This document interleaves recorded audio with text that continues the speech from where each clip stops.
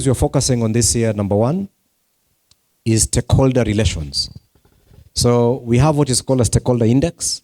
We talk to every stakeholder of Stima Sacco. So we talk to the commissioner, we talk to the CS, the PS, the regulator, we talk to the apex bodies, to our vendors, everybody else, and we ask them, what kind of relation do we have with Stima Sacco, and what can we do to improve on them, and we actually map it out. So we do have a target this year of reaching 91% on it. We also carry out a member satisfaction survey, very important. Please, whenever you get a message to do that, please respond, because that member satisfaction index or survey, again, we are targeting at least 79% target on that this year, is about improvement. It's getting feedback from our members, where members tell us what is working, what is not working, and we're able to actually improve on that. The third bit, the second bit is about financial sustainability. A lot of this I've talked to you about. We have a target of annual assets. This year we are targeting to close at 74.2 billion shillings in assets. We are doing relatively very well around this because we are at 97.9% of our target. The annual profits, we need to generate about 7.1 billion every year. We are already at 3.2 billion shillings as of June. Our ratios I've already shared with you. Our ratios, we do have a target for each and every of those ratios that need to be met. And then around operational and service excellence is around business re-engineering. So we look at things like prioritizing issues to do with the core banking systems. We have a post-implementation review of that core banking system that we put in place. We look at the weighted uptime of channels and services. So M-Power, M-Stima, internet banking, agency banking, how often are they up? And they need to be up 99% of the time. We also have closure of management letters and audit issues. So when the auditor comes, they do a management letter report that goes to the board, and that report is what we follow through in terms of a day-to-day basis to make sure that we close on that. The last bit is around people and culture, around performance. That's very key, is to cascade the strategic plan we talked about and to inculcate a performance culture on our staff. Lastly, around that, we've put a culture change index. So this year we brought in a consultant to assist us to change our culture, to improve on our culture. Stima Sacco is a 70 billion institution. How is a 70 billion institution supposed to behave? How is a CEO meant to behave? How is the management meant to behave? The board, the delegates, you as the investors, as the members. So we are looking at that culture of ours. How do you showcase the culture of Stima Sacco that any person outside there can come just from behavior and as I say, no, Stima Sacco has actually arrived. And lastly, we do carry out what is called an employee satisfaction index. That is also to measure, just the same way we are measuring our members, we also measure employees. How satisfied are they? And indeed, we do put a target for them. So in a nutshell, that's our corporate score balance scorecard. I sign this every year with the board of directors. It is reviewed every quarter by an ad hoc committee of the board to make sure that we are actually meeting the obligations that we have put there. In 1997, we under very drastic change when the companies decided to split. KPOC and Kengen. And Kengen did not want to house us. KPOC did not want to house us. So we are left in the middle. Where do we go? So we agreed as a team that we needed our own home at that particular time. We are staying at a place known as, there's a building along near the roundabout there. Is Paramount Plaza, where we had been given an office by KPOC. And since we were moving out, they didn't want us to go to Stima Plaza, they didn't want us, Kenyan had their own premises, and there we are stuck. So the board decided in that time that we are going to have our own home. And we started the journey and we bought a house in Parklands. And we tried to petition it to house our offices, but it was impossible for us to do that. We decided we were going to demolish it and put a new office block. That office block was going to cost us about 30 million Kenya shillings. And now, that's where the battle started. We hand as the board to go around the areas during the annual delegates meeting, the annual elections of delegates in those areas, and convince the people who have got this project and want your support. Luckily enough for me, because I was actually CI in that team, we managed to convince most of the regions that it was a good idea.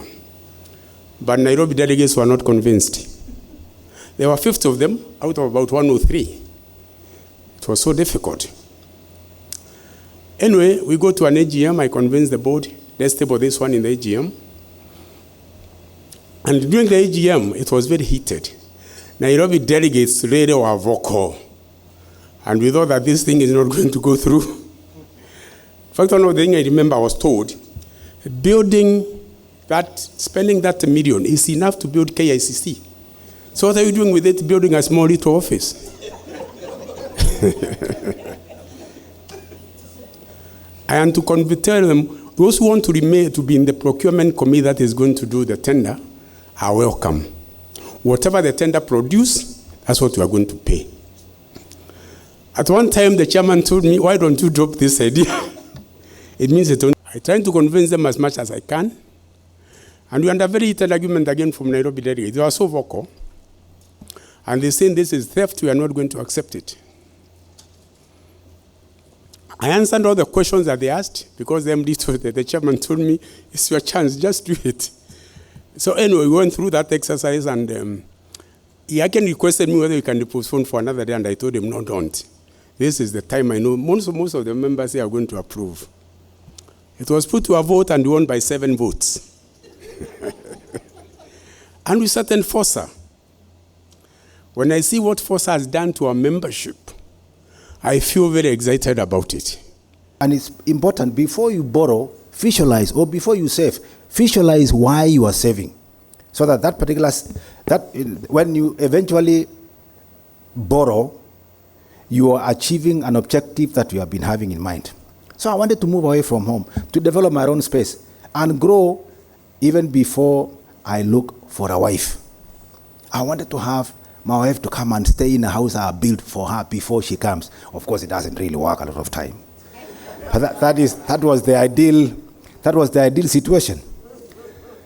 So I went out, saved, and then I came for a loan. At that time, it was 80,000 shillings. That was a lot of money. And guess how much land I got? I got 8 acres of land. Prime location then.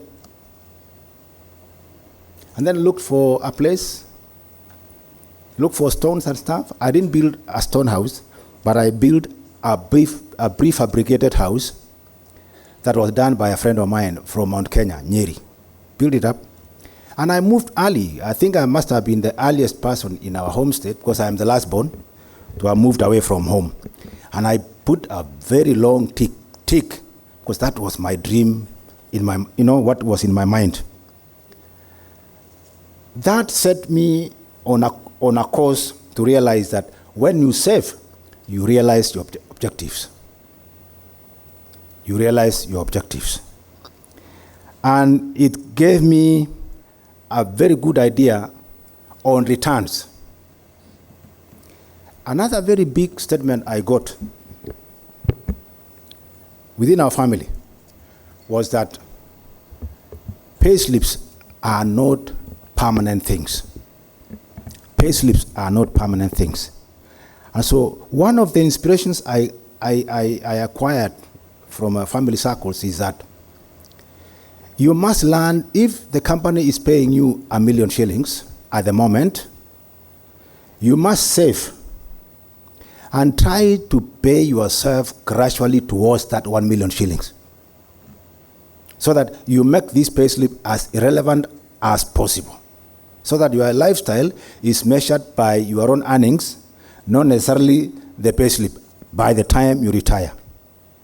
So you build up your investments so that if KPLC is paying you 1 million shillings, by the time you leave, you must be paying yourself above 1 million shillings.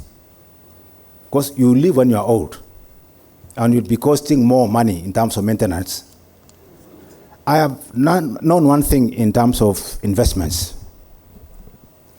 Multitasking is overrated. multitasking is overrated in all spheres of our lives. Human beings are meant to do one thing at a time. And if you did so many things at a time, chances are that you lose some, if not concentration. I've learned that by focusing at one thing at a time, you succeed more than 10 things at a time. And you succeed big. Real estate worked for me. It still works for me up to now. If you look at the interactions between myself and the CEO and Charles and others, it's all geared towards that direction. And my rents pay me beyond my expectation. And I'm happy, courtesy of that particular process. And that is how Stima Sacco has supported me up to where I am. Of course, I left KPSC. Courtesy of Stima Sacco again. You know, I was meant to have retired in 2012. And then some miracle happened, which was another window for us to do what we had not done by the time we were leaving office in 2012. Kibaki man woke up one morning and said, you retire at 60, not 55. That window of 5 years gave us an opportunity to do what we needed to do. In 2011, I remember 2nd May 2011, we went to see an old man, you know, to ask him, what is it that we need to do before we retire? You know, it was 1 year before retirement. And the question was, he asked us, when are you retiring? We said, 2012, which is next year. His response very quickly, Julius, was that you are very late. And it was a very blunt, he didn't even think twice about it. He said, you are extremely very late. You are extremely, if you are planning your retirement now, 1 year to go, you lost it. But he went on anyway to assist us with information. Talk about mentorship. It is important to appreciate what you need when you retire in good time. Where do you want to live? Your ideal things. What do you want to do? Have that visual mind on what you want to look like when you retire.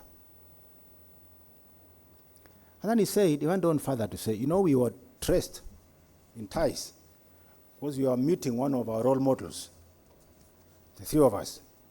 And he said, you see this thing? He held one of my guy's tie next to him, and he said, you see this tie? Don't leave it when you retire. Keep it with you. Find a place to have a tie every morning to go to. You live longer that way. Don't drop your tie the moment you retire. The tie meant more. And if I had time, I would interpret what he meant. But that is what he told us. He went further to say, keep your suit too.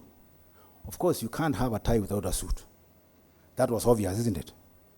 He said, keep your suit too. Keep your suit too. And wake up every morning, number 3, wake up every morning and go somewhere. Because that has been your life. Don't change. Wake up, if you have worked, for example, for myself, I worked for KPSC for over 30 years. If I changed and started doing something else, at 60, it was bound to affect me. So continue doing what you have done. Wake up every morning and go somewhere. As early as you used to. As early as you used to. Don't do something new. If you have been doing human resources, continue doing human resources. Don't start something new at old age. It will break you down and you'll be stranded. Find a place to do something you have always done. Another very important statement he made to us, and we are talking to him in his office where he had gone to after retirement himself. after retirement himself. So he said, you know I have a home in the village. And we said, yes, we've been there before. He said, when you retire, don't go there. When you retire, don't retire there. Don't go there. Go to your home the way you have been going every so often, but have another base, just like the one that you used to have before with your employer. He actually went on to now conclude to say, don't retire at all. Don't retire at all. If you retire, you will die. And you'll die sooner than you ever thought. He said, don't retire at all. Change offices from theirs to yours. Change offices from theirs to yours. As we speak today, as I share this particular testimony with you guys, the three of us are in Nairobi. The three of us have our own offices, and we do business in Nairobi. We are happy, and once in a while we go seeing that gentleman because of that advice. I'm not asking you to come and see me, but keep the promise the way we kept, and you will be like us. For those who might not, of course, my age is known to all of you. Those who are at KPSC, Human Resources can get to my file. Next year I'll be 70 years now. Next year I'll be 70. And I'm telling Julius to slow down so that I can catch up with him. Thank you so much for giving me this opportunity. I look forward to many more ahead of you. Thank you, Vana CEO, for remembering us, and we look forward to supporting you all the way to whichever direction you want Stima Sacco to go. You have our loyalty, we have our support, and thank you too for wrapping off success to us as members of this Sacco. Thank you for the leadership, and thank you for the entire team that make this Sacco what it is. Thank you everyone for listening to me.